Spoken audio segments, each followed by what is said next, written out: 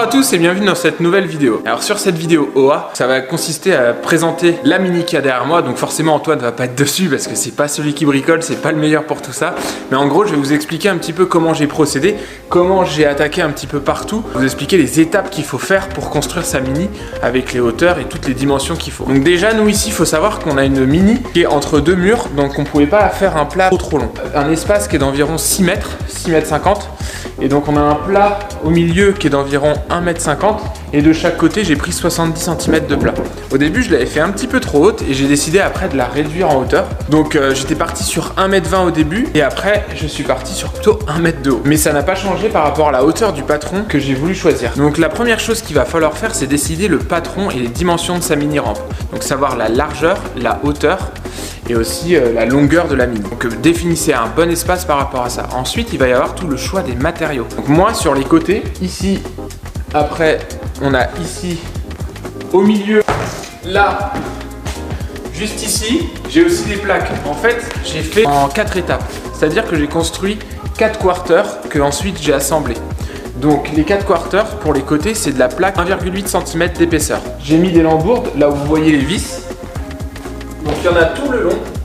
Donc là c'est des lambourdes qui font 75-65. C'est la dimension des centimètres sur les côtés. Après je les ai mis sur champ, c'est-à-dire que je les ai mis sur la hauteur la plus haute pour que ce soit le plus solide. Vous pouvez prendre des lambourdes un petit peu plus petites mais moi je voulais vraiment que ce soit solide. Et l'espacement entre chaque lambourde, elle fait environ 10 à 15 cm. Donc le patron, je prends ma plaque de 1,8 d'épaisseur, j'ai posé au sol, j'ai construit un compas maison, j'ai posé au sol une corde que j'ai montée à 1,80 m de haut avec le bas qui part sur le début de la plaque, sur un angle de la plaque. Et ensuite, j'ai tracé mon arc de cercle et j'ai eu ma courbe grâce à ça. Et après, j'ai plus qu'à prendre la hauteur 1 m pour ensuite tracer correctement mon quarter. Donc une fois que j'ai le premier patron, en fait, j'ai plus qu'à le faire. J'ai plus qu'à le répéter 8 fois. Vu qu'on a 4 modules, il y en a 2 par module, j'ai plus qu'à le répéter 8 fois cette opération. Donc on fait l'assemblage des lambourdes et après en fait pour le plat ça vient ensuite. Le plat on le verra après. On place vraiment partout toutes les lambourdes avec toutes les plaques etc. On fait son assemblage et après on verra par la suite. Là on va pouvoir combler le milieu. Donc c'est très simple en fonction de ce que vous avez comme espace. Ce qu'il faut faire c'est combler avec pareil des lambourdes qu'on pose au sol. Si vous êtes en extérieur par contre, pensez à une chose hyper importante. Il faut la mettre sur plot ou sur parpaing pour éviter que ce soit en contact direct avec le sol. Ça c'est super important pour éviter que justement la mini moisisse trop vite. Là on est en intérieur, on n'a aucune humidité donc il n'y a aucun souci à se faire là-dessus. Il y a une chose qu'il faut penser aussi quand vous faites votre quarter, c'est qu'il faut, moi ce que j'avais fait en fait là c'est l'épaisseur qu'on a ici. J'ai pris une épaisseur de lambourde que j'avais. En fait, j'ai pris en compte le départ de mon tracé avec une hauteur de lambourde. Ça, c'est super important. Donc là, on peut le voir, on a bien l'arrondi sur 1,80 m de long. Vous pouvez le faire à 1,90 m, 1,85 m. Si vous voulez que ce soit plus plat, vous prenez un patron un petit peu plus large en augmentant la longueur sur 1,90 m.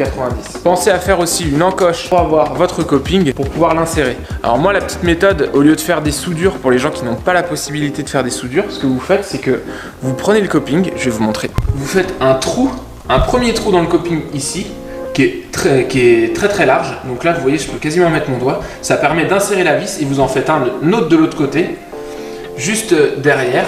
Et en fait vous viendrez visser votre vis dans la lambourde qui se trouve juste derrière, juste ici. L'idéal aussi c'est quand on pose le coping, il faut faire plein de tests. On a eu au moins 3-4 tests, on le plaçait. Après j'ai pris 3 chutes de plaques parce que je suis parti sur 3 épaisseurs en 0,5. Donc vous placez vos plaques, vous regardez un petit peu comment ça se comporte par rapport au coping, comment il est placé. Et après vous venez taper avec votre skate, vous faites des tests avec le skate etc. Voir si le coping ressort plus ou moins. Il faut éviter qu'il ressorte trop sinon c'est pas agréable. Mais il faut qu'il sorte quand même un minimum pour pouvoir se caler sinon il n'y a aucun intérêt. Donc toutes les plaques, ce que j'ai fait c'est qu'elles se chevauchent.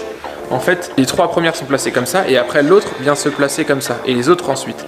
Et après, je fais juste mes découpes correctement pour les placer et le rendu final est nickel. Vérifiez par contre à mettre des vis à chaque lambourde, à chaque épaisseur, justement pour qu'elle soit bien fixée et qu'elle épouse parfaitement la mini. Parce que s'il y a un défaut, après c'est mort, c'est là où ça va faire des trous, où va pouvoir y avoir des chocs, où c'est pas très bon. Ok, prévoyez un très gros budget vis, franchement c'est le plus gros budget. Les vis, nous on avait pris de la 6 en diamètre avec une tête Torx, donc c'est une tête étoile. Pour les autres lambourdes, pour tout ce qui est fixé les lambourdes, là ça va être de la 6, mais de la 6,70. Donc ça c'est toutes les dimensions de vis que vous aurez à acheter. En quantité, il y en a vraiment énormément, je n'ai pas le nombre exact, mais prenez-en au max et si vous en avez trop, ça vous servira forcément pas. Pensez à ça, si vous avez la possibilité de faire un plat un petit peu plus large, si vous pouvez rajouter, je pense, 1 mètre. Si l'idéal c'est que l'espace entre les deux fasse au moins 7,50 m, ce serait parfait. 7,50 m voire 8 mètres. Et en fait, comme ça, votre plat, là, l'idéal c'est que le plat de chaque côté fasse environ 1 mètre et qu'au milieu vous ayez 1 mètre supplémentaire. Là, qu'on ait au moins voire 3 mètres. Franchement, c'est l'idéal. En largeur, elle fait 4,50 m du coup. Donc ça permet de pouvoir faire un petit peu de live dessus, donc de glisser et de pouvoir s'amuser. Ça laisse pas mal de possibilités. Ce que vous pouvez faire après, c'est rajouter une extension sur un des côtés. Là, ça pourra vous permettre d'augmenter un petit peu les possibilités de la mini. Et ensuite, pour le dessus, ce que j'ai fait, c'est que j'ai fait une structure juste derrière. En fait, je me suis pas trop embêté. J'ai pris ma structure et j'ai rassemblé des lambourdes que j'ai placées pour ensuite mettre des chutes de 0,8, de plaques de 1,8 pardon que j'avais. Et ça, je les ai mis dessus et au moins ça me permet d'avoir un sol résistant et de pas avoir de problème. Ce que vous pouvez faire après, si vous êtes en extérieur ou vous n'avez pas d'endroit pour vous retenir derrière, pensez à prendre des lambourdes en chute que vous avez et vous les placez, ça vous fera une petite barrière. Je l'ai fait sur d'autres modules comme ceux-là qu'il y a là-bas.